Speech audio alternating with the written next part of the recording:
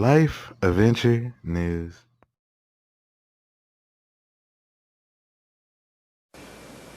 Hey YouTube, please like, comment, and subscribe. Hit the little notification bell and share this video. Yeah, I just wanted to talk about the Breonna Taylor situation and the Black Lives Matter movement. Okay, so basically what I see is that, they're trying to disregard the fact that they went to her house for no reason, no warrant, no reason to enter the home.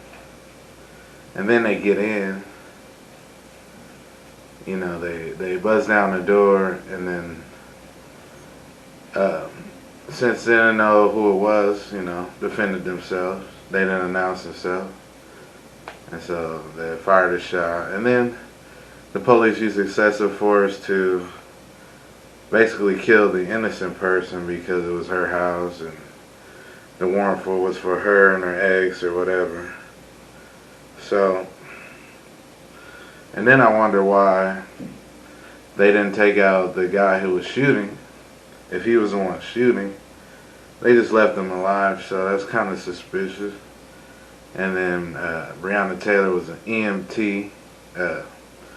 She was an ambulance, so, I mean, she was saving lives, one of the frontline workers in the pandemic, and she got took out for a false search warrant. What else doesn't make any sense to me is that they didn't give the cops charges for wrongful death, wrongful shooting, only that they endangered the lives of somebody else, which doesn't make any sense to me because they endangered their lives by entering their home in the middle of the night. No knock warrant. No, oh, this is the police, we're coming in your home. So that doesn't really make any sense to me. Like who would do that? Why would you come into somebody's home in the middle of the night without a warrant, without knocking? And then there they have, the gun law where you can open carry, somebody breaks in your home, you can protect yourself. So they already knew what was going to happen. And since it happened the way they knew that it was going to happen, they just made sure they took out the person that they wanted to take out, the one that matters to me, and then left the one who was defending his home alive. So that's kind of strange, that aspect. And then they get fired, they get a settlement for $12 million,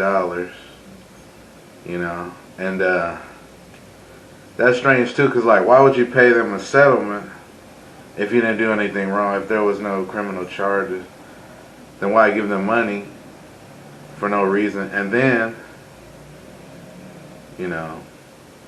leave the guy alive and then say, oh, well, we might press charges on him for shooting an officer. But they're not pressing charges on the officer for shooting Breonna Taylor. So that's kind of strange to me. It doesn't really make any sense. I know y'all don't feel it here on YouTube, around the world. Plus, we march, they march. I didn't march, but they march. They did all this stuff, and they wanted justice. They didn't get none. They act like, oh, well, her life didn't matter, when they know that's just going to spark outrage, more problems like that. And then here's my thoughts on the Black Lives Matter movement. So I get that, you're fighting for injustice, systematic racism, and the fact that the police are brutal to minorities more than any other group, and mostly it's like systematic racism. I get that. But here's the problem. That you need to fix the problems in your own community, like other black people hating on other black people, you know what I'm saying? Black on black killing,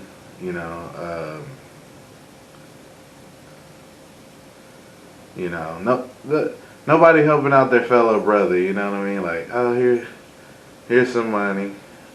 Oh, And then the ones that do, they stick together in the community, you know, stuff like that. But I mean, it's more problems than solution in the community. I think that, you know, if you have a situation like that where you're marching for justice, you're marching for peace, you're marching for somebody who gets killed by police, then you got to stop doing it yourself.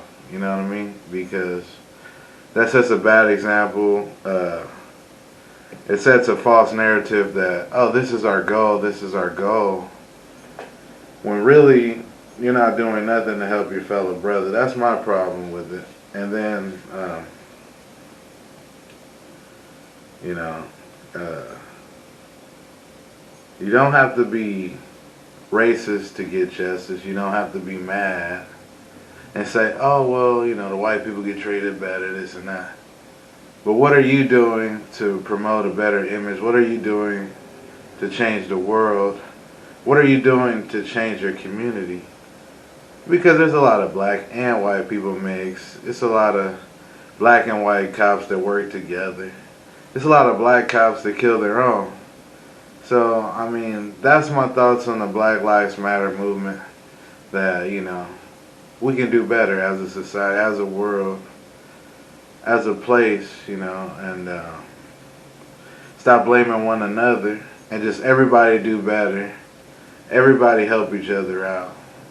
Because that's what the world's all about, you know.